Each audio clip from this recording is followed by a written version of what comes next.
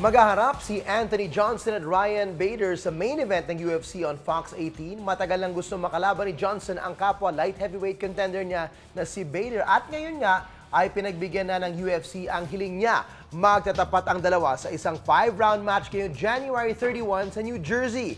Huling lumaban si Johnson ng UFC 191 kung saan tinalo niya si Jimmy Manua. Galing rin sa panalo si Bader at target niya makakuha ng title shot matapos talunin si Rashid Evans sa UFC 192 noong nakaraang buwan. Samantala, maghaharap naman ngayong linggo ang MMA legends na sina Dan Henderson at Vitor Belfort. Maglalaban sa ikatlong pagkakataon sina Henderson at Belfort sa main event ng UFC Fight Night 77. Inaasahan na magiging matindi ang laban sa pagitan ng dalawa, lalo't gigil na makabawi si Henderson matapos siyang man-knockout ni Belfort may 2 taon na nakaraan. Gaganapin ang UFC Fight Night 77 ngayong linggo, November 8 sa Sao Paulo, Brazil. And for more on UFC Fight Night 77, Henderson versus Belfort, kasama natin ang MMA analyst na si Theo Casidio. Theo, welcome back to The Score. Thanks for joining us. Okay, exciting matchup of these two guys. Sabi mo nga, dinosaurs, pero marami pa rin na naintriga sa matchup nila. Ano ba nangyari sa last fight nila kung bakit 2 years na people are still interested to see them fight again? Well, basically kasi matatanda na tong fighters na to. Pero sila yung elite dati pa. Right. Sila yung talagang papanoorin, sila yung big draws, lalo na si Vitor Belfort. Especially if he's fighting in Brazil, walang makakamatch na fighter nun. Especially kung yun nga, nasa Brazil. Yes, correct. Stylistically kasi maganda silang panoorin dahil si Dan Henderson, yung bread and butter niya, which is the low kick and the overhand right, yun yung pinaka-effective na bread and butter sa MMA. I've never seen anyone who has that combination or who has a specific kind of combination who works for the entirety of their career.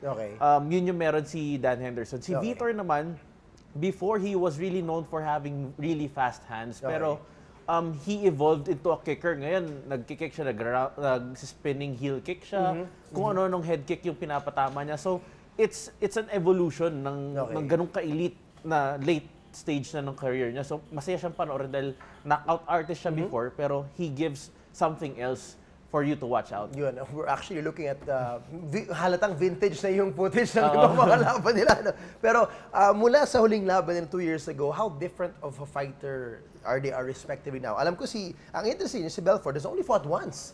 After he beat Henderson, he lost to Chris Weidman. As you said, he only wanted a title shot, so hintay siya ng hintay. Pero what does that mean for him? Although pahinga, okay siya, pero sometimes rust can be a factor. Ano ibig sabihin ng matagal na pahinga ni Belfort? I think he's saving yung katawan niya for the grind. Kasi syempre, knowing na matagal na nga late stage na ng career niya, he's saving yung longevity ng katawan niya. Tainted din kasi ang career nitong si Belfort ng sa TRT dahil nung sabi nga niya there were 14 fighters, more or less 12 non-American, pero siya yung isa doon sa mga nata-target about TRT. So he's really saving himself, yung health niya para makalaban dun sa mga top tier. I think wala namang masyadong magbabago sa rankings ng dalawang to, whoever wins. Pero it's going to be malaking draw. Tapos kumbaga jump start for the run na ginagawa nito si Vitor Belfort to get back to the title contendership. Si Henderson naman, since that knockout loss to Belfort, he's 2-2. In fact, he just snapped a 2-fight losing skid. So how is he now? How is how is he fighting right now heading into this fight, this rematch against Belfort? Siguro ito namang si Dan Henderson is trying to feel kung anong gusto niyang gawin sa career niya kasi there has been rumors na he's old, kung ano-ano yung naririnig na rumors na baka nga tumigil na siya. Pero I think ito yung fight na makakapa niya kung anong gusto niyang gawin after this. Dahil I think Randy Couture was the oldest na nag-compete. I think 46. Dan Henderson is now at 45. So medyo malapit na rin. Wala na ganun yung speed niya. And we haven't seen yung wrestling niya na ganun ka-prominent. Usually yung wrestling niya... Doon siya nakilala, di ba? Yung wrestling niya. Dahil Olympic wrestler tong si Dan Henderson. Katatakutan mo siya sa wrestling, pero he would always use that low kick and then yung overhand right nga, which is he's really known for. Balik tayo ng konti kay Belfort na yung usap-usapan about him, hindi siya ganun kagaling defensively, pero nakakabawi siya in terms of his speed, in terms of yung angulo ng pag-control sa laban. Given that, na yun lang yung pang-depensa talaga niya, how is he gonna match the experience naman of Henderson. As you said, lamang siya on the mat. Well, stylistically, ang kailangan lang niyang iwasan would be yung overhand right itong si Dan Henderson. If he sees yung low kick, medyo malalaman Yun na yung niya. susunod na parating. Oo. So, nung dati nahuli niya na medyo open si Dan Henderson for, I think that was a right leg or a right foot to the head. So, yun yung isa sa mga kailangan niyang tingnan ulit dahil hindi naman nagbabago stylistically ito si Dan Henderson. I think mas maiksi na rin ang gas tank ni Dan Henderson knowing na nakipag-slug siya kay Mauricio Shogun Rua. It's going to be a grueling match kung kaya dalhin sa late stages. Pero he would have to weather a really, really strong storm of Dan Henderson. Kung stand-up ang magiging labanan dito, sino may lamang sa kanila?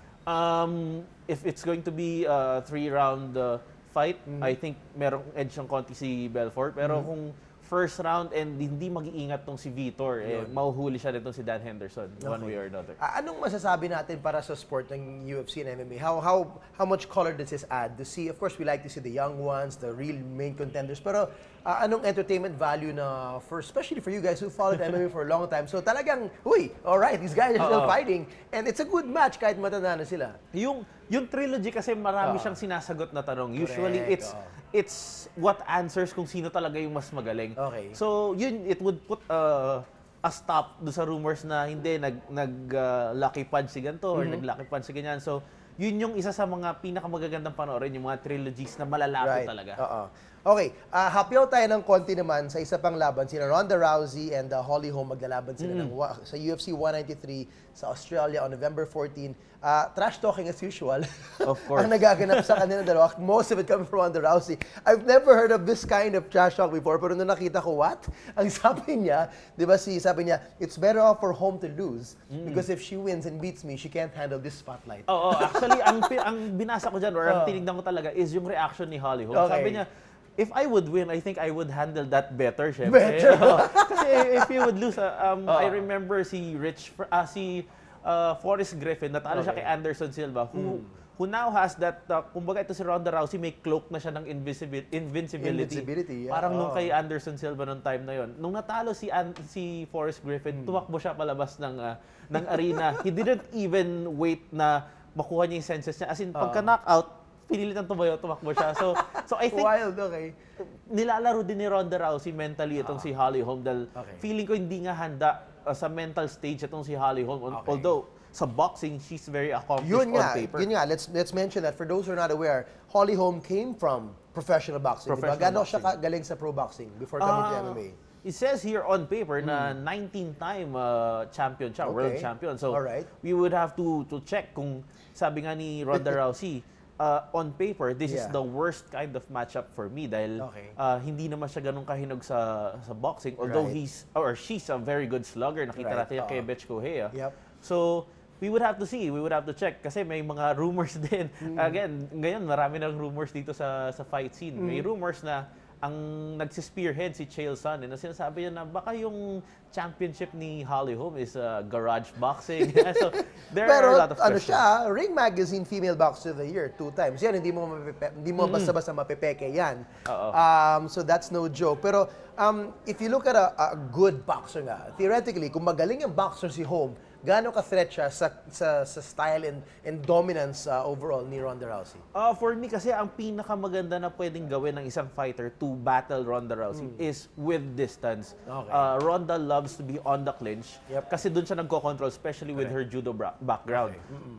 Normally, hindi nang gagaling sa legs yung takedown niya. Nasa taas lahat. So, she would have to use the neck, the arms, yun. So, if Holly Holm can control the distance, like jab her or at least do a leg kick para medyo mapalayo to si Ronda Rousey, baka pwede niyang laruin yung chance to get points or possibly a knockout dito kay Ronda Rousey. Nako, so makakakita ba tayo ng suntok takbo parang sa mga kalaban ni Pacquiao? Pwede. Posible.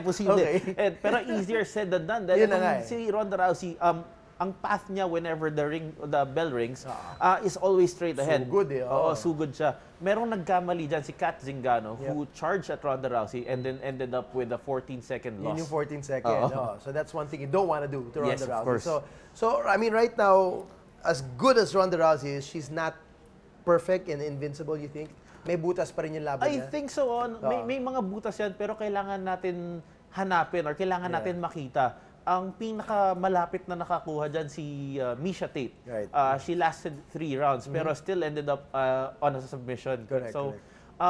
kailangan makuha mo yung kilite, kumbaga, nung pace ni Ronda. Kasi pag hindi mo nakuha yung sobrang lakas at sobrang bilis niya, mauuna kang madikdik ni Ronda Rousey. So lastly, what does it would this mean for her career, for Ronda Rousey, to beat someone who's a good boxer and a striker like home? Siyempre, madadagdagan siya ng striking credentials. Yun, Basically, ngayon, makikita medyo wild siya. And if you want to exchange punches with her, she would exchange punches with you. Yun yung nadadala naman niya sa table. Kasi malakas din yung panga nitong si Ronda Rousey. So we would need to check kung kaya niya yung technical side ng boxing. We'll see. And there's rumors that they want her to move to boxing. Was it Oscar De La Hoya? Diba? Sabi niya, I'm going to promote you. Come over to boxing. So we'll see what happens next for Ronda Rousey. But that should be a very interesting fight to watch out for. Theo, maraming salamat sa ulitin. Thank you so much. Thank you.